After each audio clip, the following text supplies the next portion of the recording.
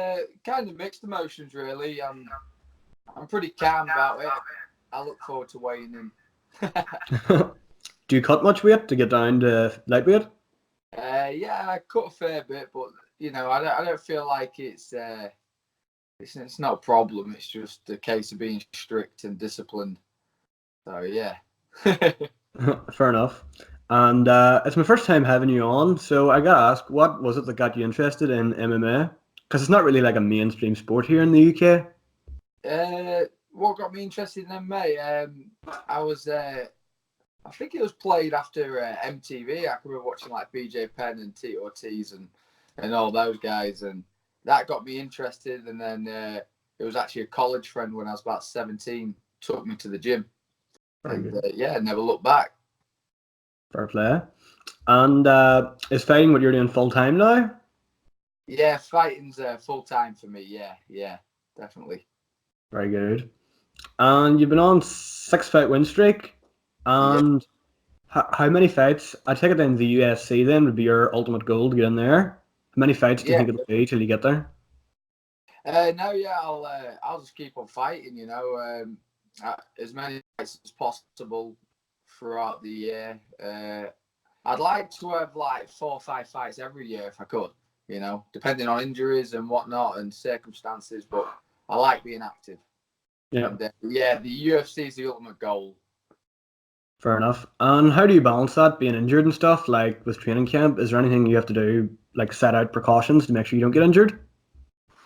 It's just one of those things, isn't it? I guess like sometimes you don't get injured, sometimes you do. It's just I train the same all the time, and I try and be safe, but inevitable.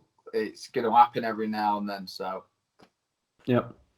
And a lot of your recent finishes have all come in the first round. Do you kind of feel like there's pressure on you to go out there and win in the first round? not really. No, I'd rather the fight end in the first round every time, for obvious Mhm. reasons. But Yeah, at the same time, I prefer to give the distance every time. So fair enough. yeah. And outside of fighting, do you do anything cool? What's that? Sorry. Outside of fighting, any interesting hobbies or anything cool? Uh, Pretty much fighting's my life. Yeah. I have a little gym now, Grant Combat Academy, and I teach locally and teach people jiu-jitsu, and yeah, I love it. I love what I do, so I just surround my life with it. And you're taking on Jai Herbert. How do you think these two match up together? Where do you think his strengths are, his weaknesses?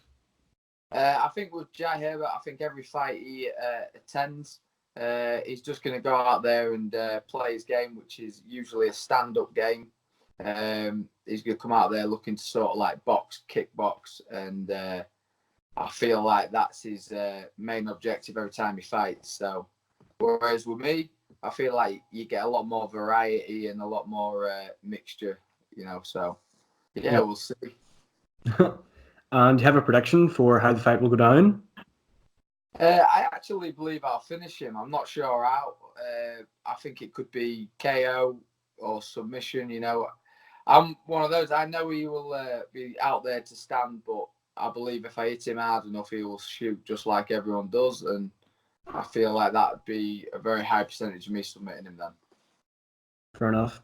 And fighting in London, does that make any difference to your training camp or whatever? Especially if it's cutting weight, having to travel down there. Not really. No, I'm used to traveling around to fight. I'm from Grimsby. I have to drive 2 hours just to train. So yeah, to train at the best club, AVT, I have to drive 2 hours. Yeah, So traveling's standard for me. yeah.